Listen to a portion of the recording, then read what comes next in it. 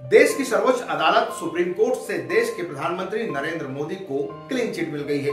गौरतलब है कि गुजरात के पूर्व सांसद कांग्रेस के एहसान जाफरी की पत्नी जकिया जाफरी द्वारा एसआईटी में 2012 के बाद जब नरेंद्र मोदी को गुजरात दंगों से क्लीन चिट मिल गई थी तो उनके द्वारा सुप्रीम कोर्ट का दरवाजा खटखटाया गया था।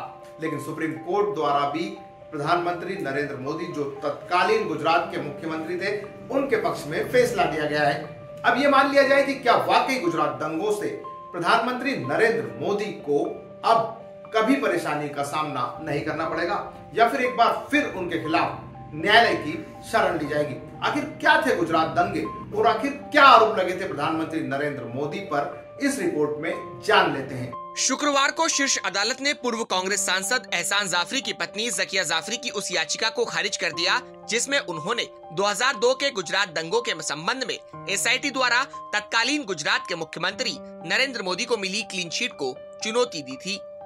अदालत ने जकिया जाफरी की याचिका को खारिज करते हुए कहा कि हम एसआईटी रिपोर्ट को स्वीकार करने और विरोध याचिका को खारिज करने के मजिस्ट्रेट के फैसले को बरकरार रखते हैं। इस अपील में मेरिट के अभाव है, इसलिए याचिका खारिज की जाती है। शीर्ष अदालत ने यह भी साफ कहा कि जकिया और संजीव भट्ट सहित गुजरात के कुछ असंतुष्ट अधिकारियों को 2002 के गुजरात दंगों के बारे में झूठे दावे करने के लिए कटघरे में खड़ा करने की जरूरत है। जकिया जाफरी की याचिका पर justice AM Khanwilkar, justice Dinesh Maheshwari और जस्टिस सीटी रवि कुमार की पीठ सुनवाई कर रही थी। सुप्रीम कोर्ट ने 8 दिसंबर 2021 को 14 दिनों तक चली मैराथन सुनवाई के बाद अपना फैसला सुरक्षित रख लिया था। गुजरात दंगों के दौरान मारे गए पूर्व कांग्रेस सांसद एहसान जाफरी की पत्नी जकिया जाफरी ने साल 2006 में गुजरात के तत्कालीन पुलिस महानिदेशक के समक्ष एक शिकायत दर्ज की थी। इस शिकायत में भारतीय दंड संहिता की धारा 302 की विभिन्न धाराओं के तहत प्राथमिकी दर्ज करने की मांग की गई थी। शिकायत तत्कालीन गुजरात के मुख्यमंत्री नरेंद्र मोदी सहित विभिन्न नौकरशाहों और राजनेताओं के खिलाफ की गई थी। साल 2008 में सुप्रीम कोर्ट ने एसआईटी का गठन कर गुजरात दंगों के संबंध में कई ट्रायल पर एक रिपोर्ट प्रस्तुत करने के लिए कहा। बाद में एसआईटी को जाफरी द्वारा दायर शिकायत की जांच करने का भी आदेश दिया गया। एसआईटी की रिपोर्ट में मोदी को क्लीन चिट दे दी गई। साल 2011 में सुप्रीम कोर्ट ने एसआईटी को संबंधित मजिस्ट्रेट के सामने अपनी क्लोजर रिपोर्ट जमा करने के निर्देश दिए। साथ ही याचिकाकर्ता को उक्त रिपोर्ट पर अपनी आपत्ति दर्ज कराने की स्वतंत्रता भी दी गई। इसके बाद साल 2013 में याचिकाकर्ता जकिया जाफरी ने क्लोजर रिपोर्ट का विरोध करते हुए एक याचिका दायर की। मजिस्ट्रेट ने एसआईटी की क्लोजर रिपोर्ट को बरकरार रखा और जकिया जाफरी की याचिका को खारिज कर दिया। इसके बाद जकिया जाफरी ने गुजरात हाईकोर्ट का दरवाजा खटखटाया।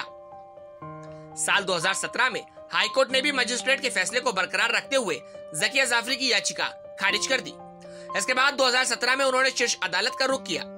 जकिया जाफरी ने सुप्रीम कोर्ट में एक्टिविस्ट तिसला सीतलवाड़ के साथ एसआईटी की क्लोजर रिपोर्ट पर हाईकोर्ट द्वारा दिए गए फैसले को चुनौती देते हुए याचिका दायर की।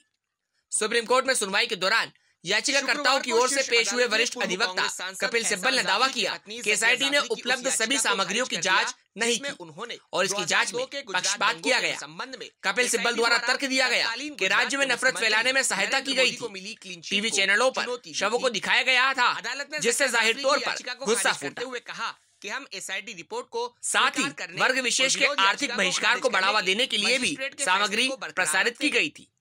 सिब्बल की ओर से यह भी कहा गया था कि आरोपी पुलिस नौकरशाहों और राजनेताओं मोबाइल पर फोर्स अदालत ने यह भी साफ कहा कि जकिया सिब्बल की ओर से यह भी कहा गया था कि आरोपी पुलिस नौकरशाह और राजनेता मोबाइल फोन पर संदेशों का आदान प्रदान कर रहे करने के लिए कटघरे में खड़ा करने की जरूरत है। इसमें से किसी भी मोबाइल को जब्त नहीं किया गया। सिब्बल ने यह भी उल्लेख किया कि कैसे कुछ गुजराती अखबारों ने नफरत का प्रचार किया।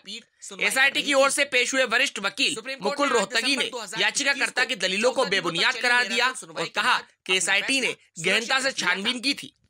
गुजरात दंगों शीर्ष अदालत ने याचिकाकर्ता जकिया जाफरी की याचिका को खारिज करते हुए एसआईटी की क्लोजर रिपोर्ट को सही ठहरा दिया। यानी कि शीर्ष अदालत की तरफ से भी अब नरेंद्र मोदी को एक तरीके से क्लीन चिट मिल चुकी है। जाहिर है कि इसके बाद 2002 गुजरात दंगों के आरोपों से नरेंद्र मोदी को छुटकारा मिल जाएगा। शिकायत तत्कालीन गुजरात के मुख्यमंत्री